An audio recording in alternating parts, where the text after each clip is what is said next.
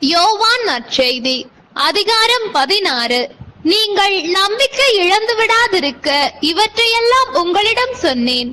உங்களை தொழுகை கூடத்திலிருந்து விலக்கி வைப்பார்கள். உங்களை கொல்லுவோர் கடவுளுக்கு திருப்பணி செய்வதாக என்னும் காலமும் வருகிறது. தந்தையையும் என்னையும் அவர்கள் அறியாமல் இருப்பதால் தான் இவ்வாறு செய்கிறார்கள். இவை நிகழும் நேரம் வரும்போது நான் உங்களுக்கு இவை பற்றி முன்பே சொன்னதை நினைவுபடுத்திக் கொள்ளுங்கள். இதற்காகவே இவற்றை உங்களிடம் கூறினேன். தூய ஆவியாரின் செயல்கள். தொடக்கத்திலேயே நான் இவற்றை உங்களிடம் சொல்லவில்லை, ஏனெனில் நான் உங்களோடு இருந்தேன். இப்போது என்னை அனுப்பியவரிடம் போகிறேன். ஆனால் உங்களுள் எவரும் நீர் எங்கே போகிறீர் என்று என்னிடம் கேட்காமலேயே நான் சொன்னவற்றை குறித்து துயரத்தில் மூழ்கி உள்ளீர்கள். நான் உங்களிடம் சொல்வது உண்மையே. நான் போவதால் நீங்கள் பயனடைவீர்கள். நான் போகாவிட்டால் துணையாளர் உங்களிடம் வரமாட்டார். நான் போனால் அவரை உங்களிடம் அனுப்புவேன். அவர் வந்து பாவம், நீதி, தீர்ப்பு ஆகியவை பற்றி உலகினர் கொண்டுள்ள கருத்துகள் தவறானவை என எடுத்து காட்டுவார். பாவம் பற்றிய அவர்கள் கருத்து தவறானது, ஏனெனில் என்னிடம் அவர்கள் நம்பிக்கை கொள்ளவில்லை.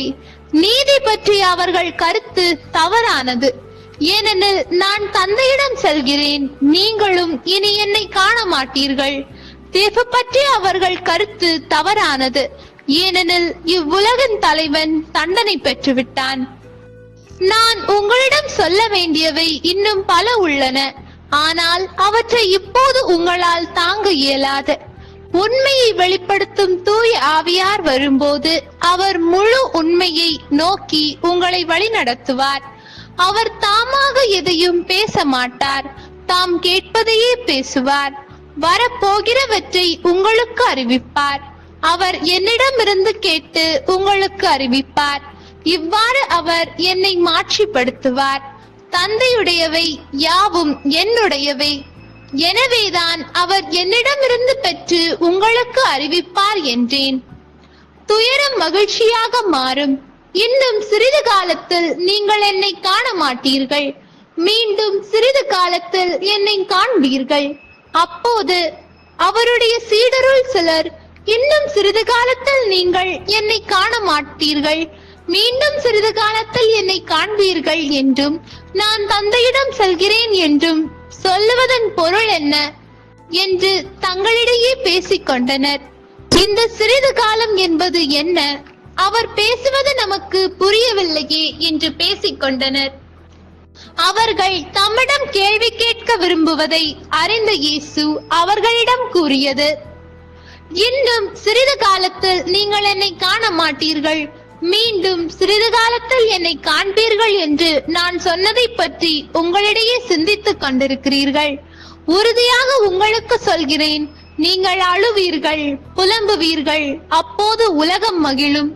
நீங்கள் துயருவீர்கள், ஆனால் உங்கள் துயரம் மகிழ்ச்சியாக மாறும். பிள்ளையை பெற்றெடுக்கும் போது தாய் தனக்கு பேறுகாலம் வந்துவிட்டதால் வேதனை அடைகிறார். ஆனால் பிள்ளையை பெற்றெடுத்த பின்பு உலகில் ஒரு மனித உயிர் தோன்றி உள்ளது என்னும் மகிழ்ச்சியால் தம் வேதனையை அவர் மறந்து விடுகிறார். இப்போது நீங்களும் துயருகிறீர்கள், ஆனால் நான் உங்களை மீண்டும் காணும் போது உங்கள் உள்ளம் மகிழ்ச்சி அடையும். உங்கள் மகிழ்ச்சியை யாரும் உங்களிடமிருந்து நீக்கிவிட முடியாது.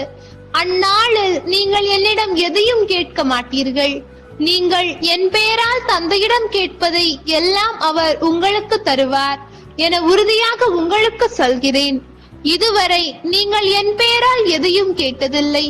கேளுங்கள், பெற்றுக்கொள்வீர்கள். அப்போது உங்கள் மகிழ்ச்சியும் நிறைவடையும். உலகின் மீது வெற்றி கொள்ளல் நான் உங்களிடம் உருவகமாகவே பேசி வந்துள்ளேன். ஆனால் காலம் வருகிறது, அப்போது உருவங்கள் வாயிலாக பேசாமல் தந்தையை பற்றி வெளிப்படையாய் எடுத்துரைப்பேன். அந்நாளில் நீங்கள் என் பெயரால் வேண்டுவீர்கள். அப்போது உங்களுக்காக தந்தையிடம் கேட்கிறேன் என நான் சொல்ல மாட்டேன், ஏனெனில் தந்தையே உங்கள் மீது அன்பு கொண்டுள்ளார்.